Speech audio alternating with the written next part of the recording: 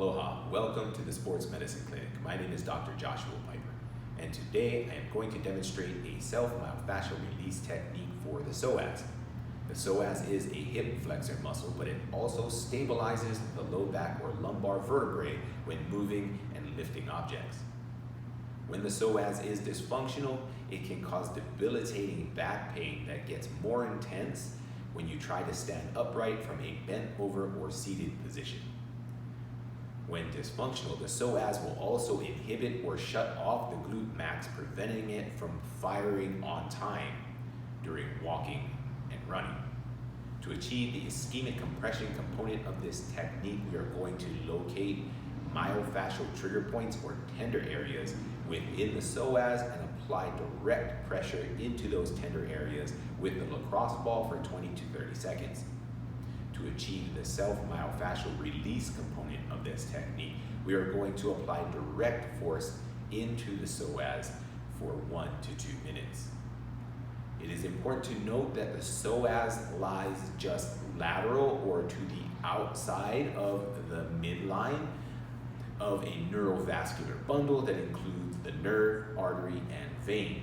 So if you feel a throbbing sensation, is going to be important to move the ball or object that you are using to apply force to the psoas laterally or away from the midline until you no longer feel the throbbing sensation.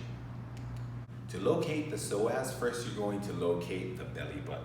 So from the belly button, we're going to move about 1.5 to 2 inches laterally, again, or away from the midline where the belly button is, and 1.5 to 2 inches inferior or down towards the feet. So this is where we are going to start our ball placement. This technique will be done prone or lying face down on the floor. So I'm going to use the padded mats. And again, we're going to start with that ball placement. So I'm going to find the belly button, and then I'm going to move about 1.5 inches laterally or to the outside of the body, and then about 1.5 inches inferior or towards the feet. So from that point, I'm going to lie face down on the ball, and I'm going to push that hip into the floor as I prop up my upper body onto the elbows, which is going to help me push the ball deeper towards the muscle or the psoas that we're looking for. So I'm going to just move the body slightly laterally from side to side and from front to back, or say head to toe, until I find that area of discomfort. And then I'm just going to sit and wait for about 20 to 30 seconds, or until that discomfort becomes less intense. You may have to adjust the angle of your prop up to find the psoas as well.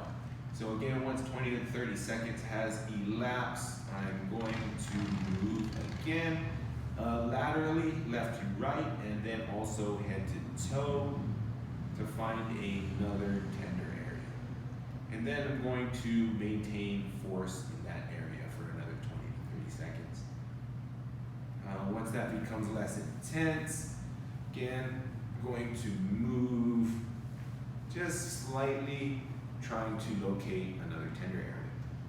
So again, if we find 2 to 4 of these myofascial trigger points, we should be in the fascia of the muscle for 1 to 2 minutes.